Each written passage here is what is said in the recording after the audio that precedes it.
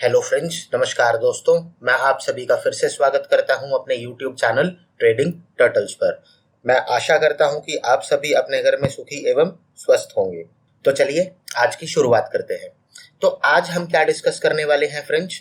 आज हम एक स्ट्रैटेजी डिस्कस करने वाले हैं, जिस स्ट्रैटेजी के थ्रू आप ये पता लगा सकते हैं कि जब भी कभी ग्राफ किसी एक पर्टिकुलर पॉइंट पर आकर के रेजिस्टेंस लेता है या सपोर्ट लेता है, तो आपको उस समय पर कैसे जानना है कि हमारा ब्रेकआउट किस साइड का आने वाला है।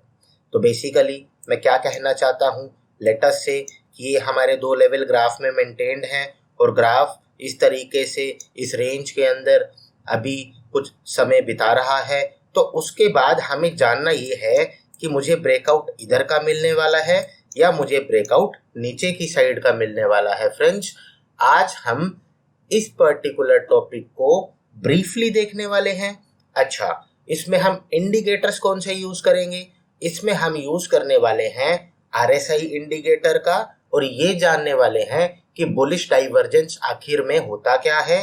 दो इंपॉर्टेंट पॉइंट। और तीसरा इंपॉर्टेंट पॉइंट कि आने वाले समय में गोल्ड में मुझे अपनी ट्रेड प्लानिंग किस तरीके से करनी चाहिए। फ्रेंड्स, तो मैं आशा करता हूं कि ये जो कंटेंट मैंने अभी आपको बताया, जो हम आने वाले टाइम में डिस्कस करने वाले हैं अभी, तो आपकी ट्रेडिंग एक्टिविटी में डेफिनेटली कोई ना कोई हेल्प करने वाला है। फ्रेंड्स, वीडियो स्किप मत कीजिएगा, एंड तक देखिएगा। डेफिनेटली आपकी ट्रेडिंग एक्टिविटी में सुधार आने वाला है। तो चलिए आज की शुरुआत करते हैं। तो फ्रेंड्स, जिस तरीके से आप मेरी स्क्रीन पर अभी देख सकते हैं, मैंने गोल्ड का 3R ग्राफ अपनी स्क्रीन पर लगा रखा है।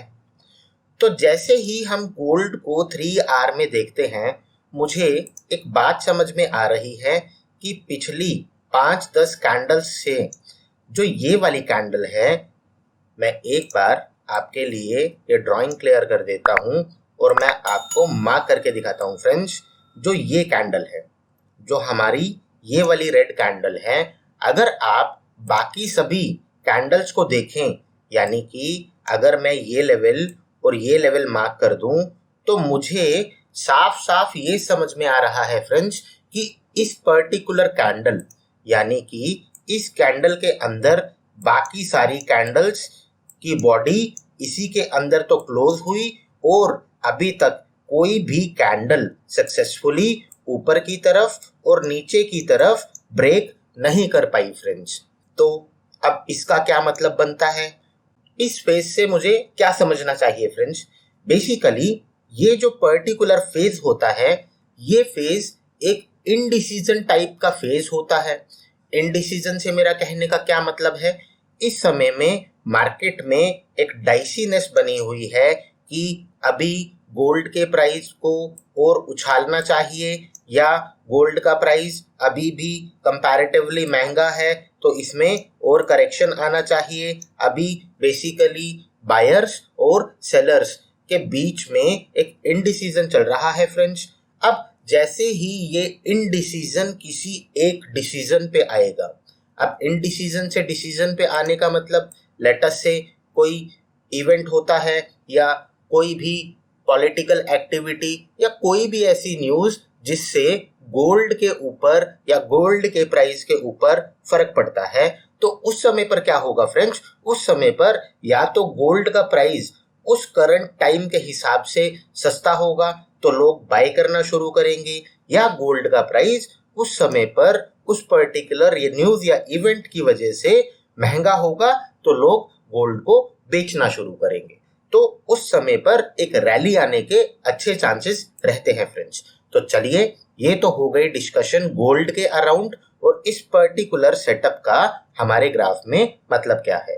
अब चलते हैं अपने ट्रेडिंग टाइम फ्रेम पर और साथ ही में ये समझने की कोशिश करते हैं कि गोल्ड में 30 मिनट में हमारे लिए क्या तो प्रोस्पेक्टव्स बन रहे हैं और हमें गोल्ड को किस तरीके से ट्रेड करना चाहिए। फ्रेंड्स, तो चलिए, तो मैं आपके लिए, जैसा कि मैंने बताया था, इस पर्टिकुलर ट्रेड को हम प्राइस एक्शन प्लस RSI के थ्रू यूज करने वाले हैं। फ्रेंड्स, और हम सीखने वाले हैं कि बुलिश डाइवर्जेंस होती कैसी है और उसे ट्रेड कैसे करना चाहिए। तो ठीक है फ्रेंड्स, मैं आपके लिए RSI सेलेक्ट कर लेता हूं। तो ठीक है फ्रेंड्स, जैसे कि आप देख सकते हैं मेरी स्क्रीन पर गोल्ड का 30 मिनट चार्ट और हमने चार्ट पर RSI भी प्लॉट कर लिया है फ्रेंड्स। तो अब मुझे ये जानना है कि मैं RSI की सहायता लेकर ये कैसे जान सकता हूं कि मार्केट में इस समय पर जो मेरा ट्रेंड कन्वर्जन है वो किस साइड का होने वाला है फ्रेंड्स।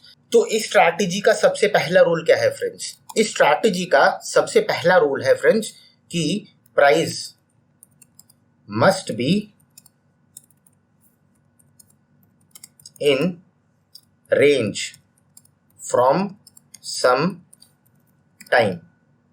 ठीक है, अगर आपको रूल नंबर 1 क्लियर है तो मेरा बेसिकली क्या कहने का मतलब है, यहाँ पे मैं आपको क्या इंफॉर्मेशन शेयर करना चाहता हूँ।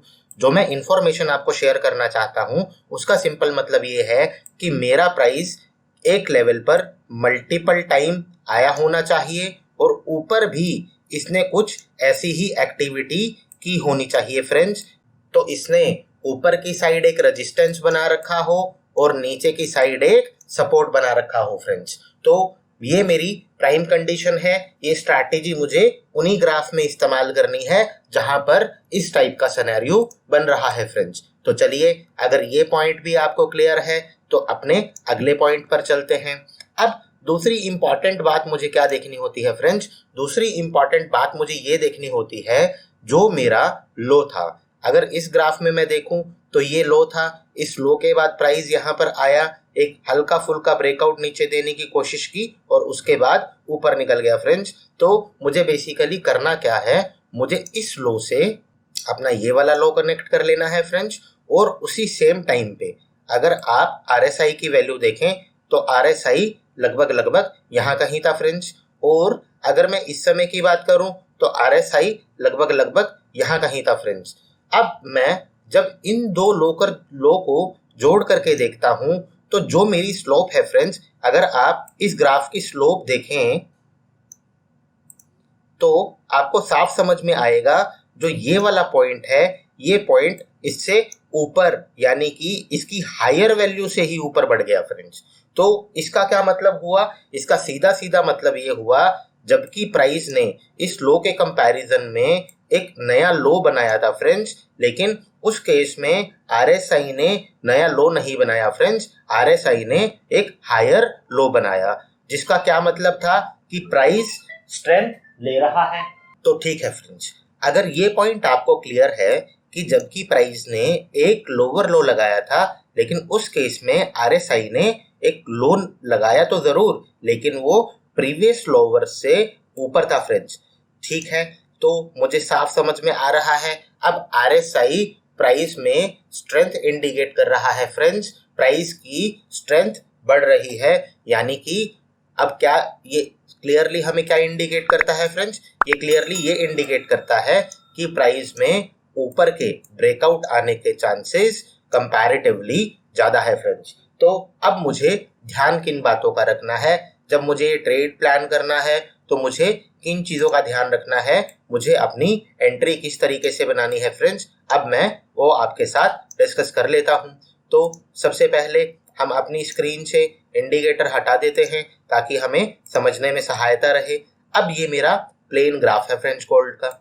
अब मुझे गोल्ड में बेसिकली क्या करना है, मुझे ये समझ में आ चुकी है कि मेरी ऊपर की टूटने की संभावनाएं काफ़ी अच्छी हैं। और दूसरा, अगर मैं ग्राफ को ध्यान से देखना चाहूँ तो मुझे ये साफ समझ में आता है फ्रेंड्स कि जो मेरा ग्राफ है वो इस पर्टिकुलर रेंज के अंदर बंद है। तो सीधी सी बात, अगर मुझे इसको ट्रेड करना होगा तो ऊपर की तरफ अगर मुझे यहाँ पे एक स्विंग ट्रेड में एंट्री लेनी है तो डेफिनेटली मैं इस पॉइंट के बाद अपने यानी कि जब मेरा प्राइस 41,980 लगभग 42,000 का लेवल आप मान के चलिए, अगर आपको 42,000 के ऊपर की क्लोजिंग गोल्ड में मिल जाती है तो ये एक बाय की साइड काफ़ी अच्छा ट्रेड रहने वाला है। आप आइदर इस पर्टिकुलर लेवल के ब्रेक पर एंट्री ले सकते हैं, जो ज़्यादा सेफ चलना चाहते हैं वो ब्रेकआउट के बाद फर्स्ट पुल बैक के बाद अपने आप को इस ग्राफ में एंट्री दिला सकते हैं और ये एक अच्छा ट्रेड रहने वाला है फ्रेंड्स। चलिए अब बात कर लेते हैं, अगर हमें ऊपर की बजाय नीचे का ब्रेकआउट मिल जाता है फ्रेंड्स, तो हमारी ट्रेडिंग एक्टिविटी क्या रहनी चाहिए।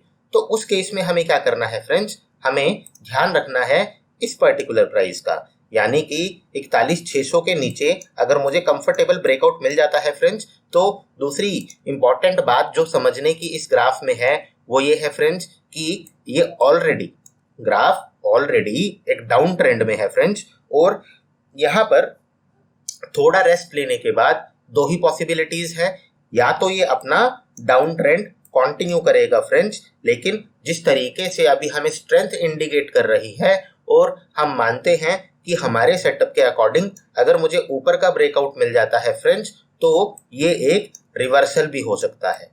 तो चलिए ठीक है, मैं आशा करता हूं कि मैंने एवरी पॉइंट आपको ब्रीफ में एक्सप्लेन करने की कोशिश की। एवरी पॉइंट इस स्ट्रैटेजी को एग्जीक्यूशन के लिए जो भी हमें चीज़ें चाहिए थी मैंने आपको ब्रीफ में एक्सप्लेन किया। तो अगर आपको ये स्ट्रैटेजी पसंद आई या इस स्ट्रैटेजी से रिलेटेड आपके कोई भी क्वेश्चंस हैं फ्रेंड, तो ज़रूर कमेंट सेक्शन में अपना वैल्यूएबल फीडबैक छोड़िए। दूसरा, आपका एक सिंपल सब्सक्राइब और आपका लाइक हमें मोटिवेट करता है अच्छे से अच्छा और कंटेंट आप लोगों के लिए लाने के लिए फ्रेंड्स। तो प्लीज़ सब्सक्राइब करना और वीडियो को लाइक करना मत भूलिएगा। तो चलिए फ्रेंड्स, आज के वीडियो को यहीं ख़त्म करते हैं और कल मिलते हैं एक नए एनालिसिस में। ठीक है friends, bye bye, happy trading.